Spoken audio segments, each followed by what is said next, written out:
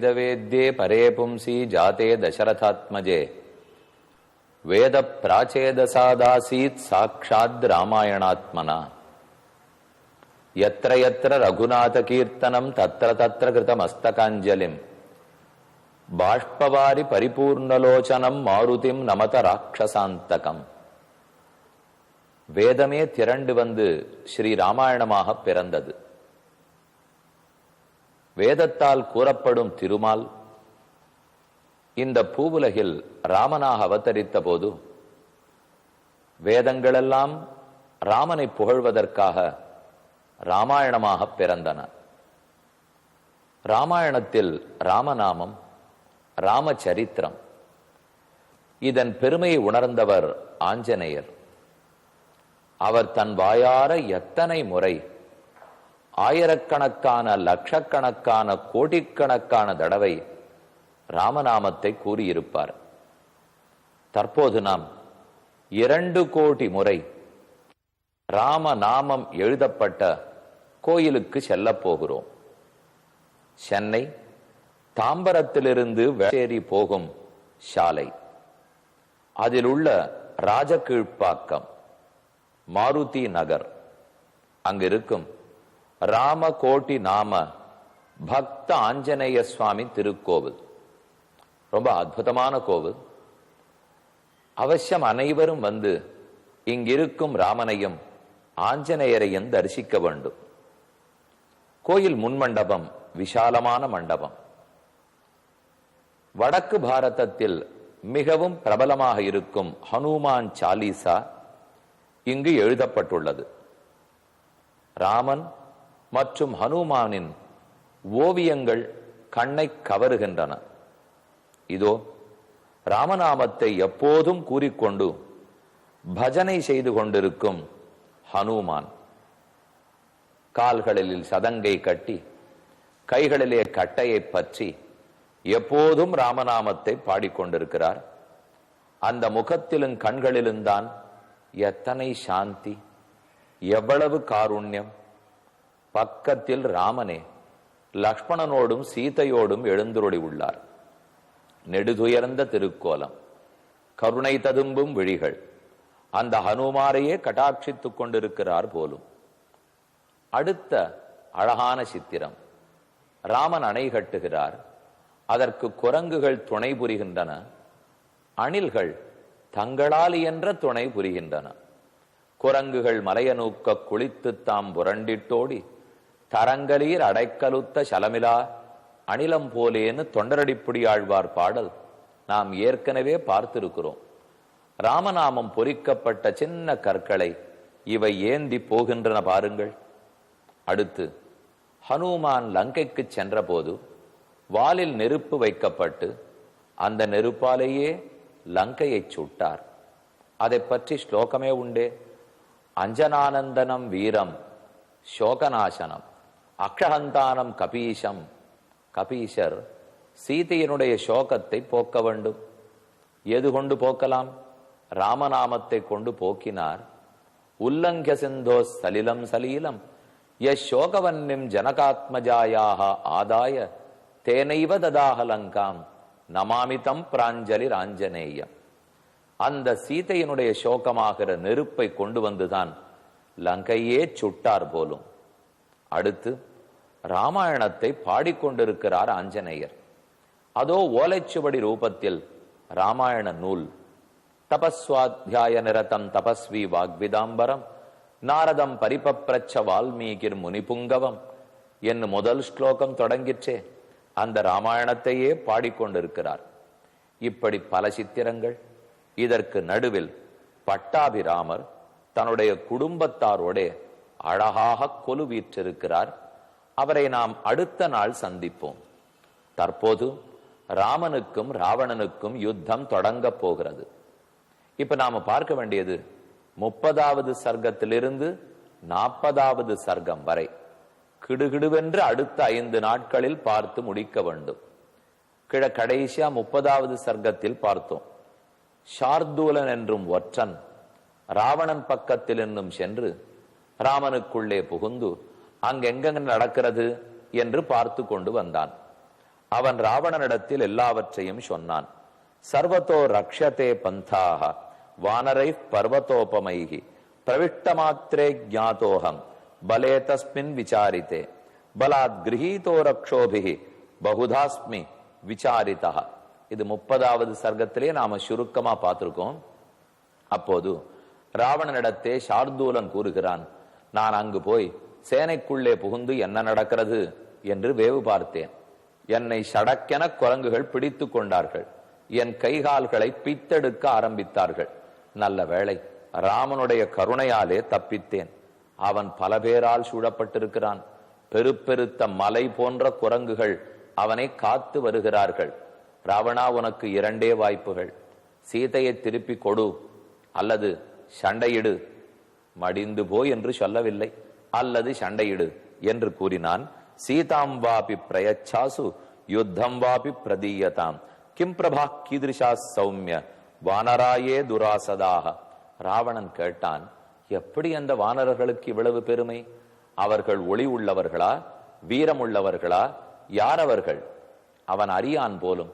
தேவர்கள் தான் குரங்குகளாக பிறந்திருக்கிறார்கள். இவன் ஒவ்வொருவனும் யாருடைய மகன் யாருடைய மகன் என்று சார்தூலன் கணக்கு கூற ஆரம்பித்தான். இதம் வச்சனமாரேபே வக்தும் ராவண சந்நிதௌ கத்கதஸ்யாத புத்ரோத ஜாம்பவானிதி விஸ்ருதா. கத்கதனுடைய மகன் ஜாம்பவான். சுஷேணன் சுஷேணச்சாத்திர தர்மாத்மா புத்ரோ தர்மஸ்ய வீரியவான். சௌமியா சோமாத்மஜாச்சாத்திர ராஜன் ததிமுக கபிஹி. சோமனிடத்திலிருந்து ததிமுகன் பிறந்தான். சுமுகன் துர்முகன். இவா 2 பேரும் வேகவதர்ஷீச்ச வானரா மிருத்யுர் வானர ரூபேண நூனம் சிருஷ்ட ஸ்வயம்புவா. பிரம்மாவே அவா 2 பேரையும் படைத்தார். அடுத்த அங்கதன். சக்கரனுடைய மகனாகவே அங்கதன் பிறந்தான். வாயுபுத்திரனாக ஹனுமான் பிறந்தார். அதே போல் அக்னிபுத்திரனாக நீலன் பிறந்தான். மேலும் மைந்தன் விவிதன் அஸ்வினி குமாரர்களாக பிறந்தார்கள். கஜோ கவாக்ஷோ கவய ஷரபோ கந்தமாதனஹ. இவர்களெல்லாம் ஸ்ரீமதாம் தேவபுத்திரானாம் சேஷன் ஆக்கியாத்து முத்சஹே. இவர்கள் ஒத்தொத்தருடைய பெருமையும் என் வாய் கொண்டு சொல்ல இயலாது. அத்தன பலசாலிகள். வருணஸ்யாத புத்திரோத ஹேமகூட்ட பிளவங்கமஹ விஸ்வகர்மசுதோ வீரஹ நலஹ பிளவக சத்தமஹ. விஸ்வகர்மாவனுடைய மகன் நலன். வருணனுடைய பித்ரன் ஹேமகூட்டன். ஓரொரு தேவனும் தன்னுடைய அருளாலே ராமனுக்கு சகாயம் பண்ணுவதற்காக இப்படி குரங்குகளை பிறப்பித்திருக்கிறார்கள். ஜாகிரதையாக இருக்க வேண்டும் ராமனா. நீ அவர்களை லேசாக எண்ணிவிடாதே. இது சர்வம் சமாக்கியாதம் ததாவை வானரம் பலம் சுவேலே அதிஷ்டம் சைலே சேஷகாரியே பவான் கதி. சுவேல மலையில் ஏறு பாரும். பாக்கி என்ன பண்ண வேணும்? ராமன் சுவேல மலையில் ஏறி பார்க்க போகிறான். நீர் திருக்கூட்ட மலையிலிருந்து பாரும். அடுத்து சண்டை எப்படி நடத்தணும்னு முடிவு செய்ய வேணும். இனி அடுத்த சர்க்கத்தை அடைகிறோம். 31வது சர்க்கம். இதில் கேவலமான ஒரு காரியத்தை ராவணன் செய்தான். ஒரு வீரன் செய்யத்தகுந்த செயல் அல்ல. வித்யுத் ஜிஹ்வா என்று ஒரு மாயாவி அரக்கன். ராவணன் அவனை ஏவி ராமனுடைய சிரசு போன்று, அப்படின்னா ராமனை கொன்னுட்டா போலையும், அவனுடைய தலையை மட்டும் அறுத்து எடுத்து கொண்டு வந்தா போலையும், அந்த பொய்யான ஒரு தலையை சீதைக்கு காட்டி அவளை பயப்படுத்தி இணங்க வைக்க வேண்டும். ஒரு அபலையனிடத்துமா தன் வீரத்தை காட்டினான். இதுவும் அதர்மத்தின் எல்லை அல்லவோ? அதுதான் நடந்தேறுகிறது. ராமனுடைய மாயா சிரஸை விஜ்ஜுஜ்வா கொண்டு வந்து காட்ட ராவணன் சீதையை பயப்படுத்தும் சர்க்கம். ததஸ்தம் அக்ஷோபியபலம் லங்காயாம் நிருபதேஷ்சராக சுவேலே ராகவம் சைலே நிவிஷ்டம் பிரத்யவேதயன்னு. சுவேலமலைக்கருகில் ராமன் இருக்கிறான், சண்டைக்கு தயாராகி கொண்டு வருகிறான் என்று எல்லாரும் ராவணனிடத்தில் சொன்னார்கள். மந்திரிகளை எல்லாம் ராவணன் கூட்டினான். ததோ ராட்சசமாதாய வித்யுத் ஜிஹ்வம் மகாபலம். வித்யுத் மின்னல், ஜிஹ்வா நாக்கு, மின்னல் போன்ற நீண்ட நாக்கு கொண்டவன் அந்த அரக்கன். அவனை கூப்பிட்டு ராவணன் சொல்கிறான், சிரோ மாயாமயம் கிருஹ்ய ராகவஸ்ய நிஷாச்சர மாம் த்வம் சமுபதிஷ்டஸ்வ மஹச்ச சசரம் தனுகு. ராமனுடைய நீண்ட வில்லை போலவே போலியான ஒரு வில்லை தயாரிப்பாய். ராமனுடைய அருந்த தலையை போலவே ஓர் தலையை கொண்டு வருவாய். சீதை முன்னே நான் சொல்லும் போது கொண்டு வந்து நிறுத்து. ராவணன் அசோகவனத்துக்குள்ளே புகுந்து மறுபடியும் சீதையிடத்தில் ஆசையோடு பேசத் தொடங்கினான். சீதே, நம் நாட்டுக்குள்ளே புக பார்த்தார்கள் ராமனும் குரங்குகளும். அனைவரும் உறங்கிக் கொண்டிருந்த போது நம்முடைய வீரர்கள் போய் தலையை வெட்டி செகுத்து விட்டார்கள். அவன் தலையத்தான் உனக்கு பரிசாக கொண்டு வந்திருக்கிறேன். சாந்த்வயானா மயா பத்ரே யமாஸ்ருத்ய விமன்யசே ஸ்வகரஹந்தாசே பர்த்தா ராகவ சமரேஹதா. 14,000 அரக்கர்களை ராமன் அழித்தானே, அதற்கு நாங்கள் எல்லாம் பழி தீர்த்து விட்டோம். ராமன் தூங்கிக் கொண்டிருந்தான். பலேத மகதா ராமஹ பிரஜத்யஸ்திரம் திவாகரே அதாத்வனி பரிஷ்ராந்தம் அர்த்தராத்திரே ஸ்திதம் பலம். ஒரே ஆயாசம் போல் இருக்கு எல்லாருக்கும். களைப்போட உறங்கி இருந்தார்கள். அப்போது பெரும் பட்டாக்கத்தியோட என்னுடைய பெரும் சேனாபதியான பிரஹஸ்தன் சென்றான்.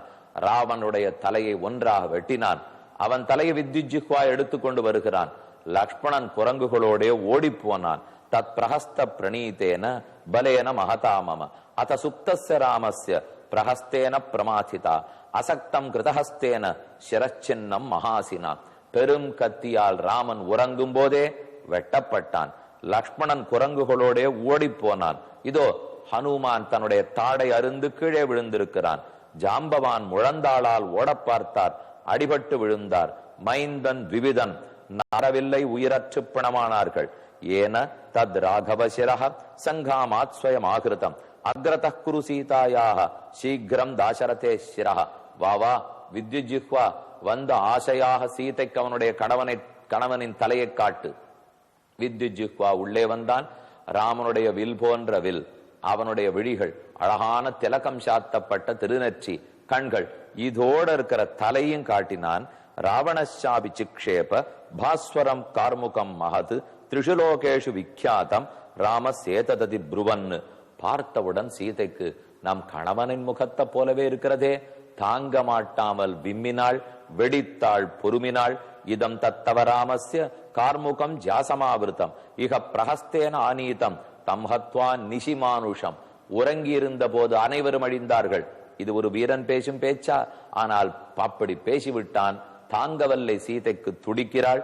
32வது சர்க்கம். சாசீதா தச்சிரோ திருஷ்டுவா தச்ச கார்முகம் உத்தமம் சுக்ரீவ பிரதிசம்சர்க்கம் ஆக்கியாதஞ்ச ஹனுமதா. ஹனுமான் விளக்கி இருக்கிற முகம்.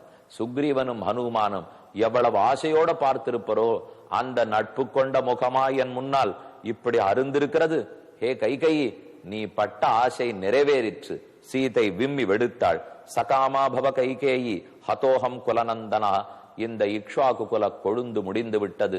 இதை எதிர்பார்த்து தானே அவனை காட்டுக்கு அனுப்பினாய். இனி இந்த அபலையை ரட்சிப்பதற்கும் ஆள் கிடையாது. அனைவரும் ராமாவனுக்கு நீண்டாயுள்னு சொன்னார்களே, அது பொய்த்து போயித்தா? சுவாசூர்மம கௌசல்யா, என்னுடைய கௌசல்யை மாமியார் மகனை இழந்தாளா? வத்சலாதே யதாதேனுகு, ஒரு தாய் பசு கன்றை இழந்தாள் எப்படி தவிப்படோ அப்படியென்றோ என் மாமியார் தவிப்பாள். உத்திஷ்டம் தீர்க்கமாயுஸ்தே தேவஜைரபி ராகவ. தேவர்களும் போய் சொல்லிவிட்டார்களா? ஓ, காலந்தான் ஜோசியக்காரரையும் ஏமாற்றும் போலும் அனைவருமாய் ஏமாந்தார்கள்.